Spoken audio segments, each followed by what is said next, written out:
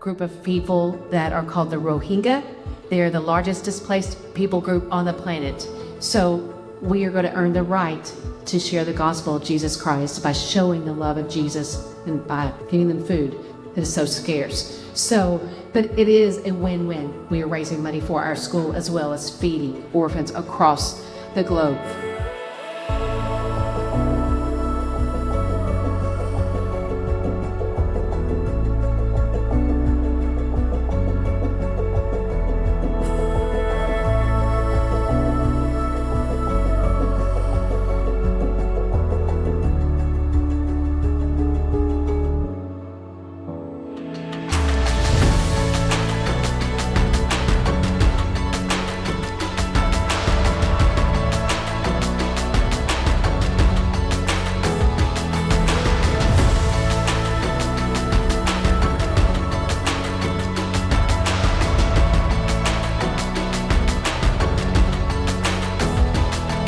But we're also able to do something that is a part of the Great Commission. And that's what Feed the Need does. Helps us be a part of something bigger than ourselves.